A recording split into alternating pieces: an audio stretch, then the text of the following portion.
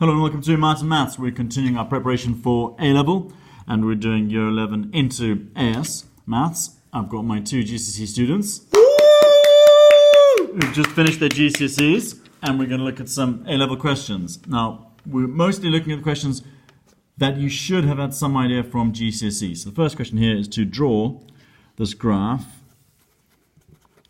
y equal to 2 over x. So we know that's a reciprocal graph. And we know generally reciprocal graphs look like that. And all we need to do to make sure this is 2 over x is think of when x is 1, 2 divided by 1 would be? What's 2 divided by 1? 2. 2. So we note that point there, and that shows us that this graph here is y equal to 2 over x. Similarly, when x is 2, y would be 1. Or some rough sketch like that. Okay? Then I'm going to introduce a cubic graph. Now you might not have seen cubic graphs, some GCSE students would have. But in order to draw this, we've got to think about what's the easiest way to factorize. When you learn to factorize, the first thing you do is take out a common factor. And in this case, they're all multiples of x. So there'll be x squared, that'll be x, and that'll be 9.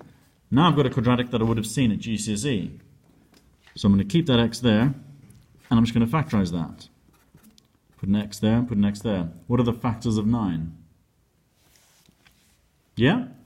So you should, yeah, you're showing me, so say that. 3 and 3.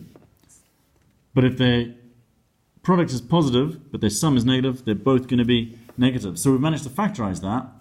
Now a cubic graph looks roughly like that. It's going to go through 0, and it's going to have a repeated root at 3.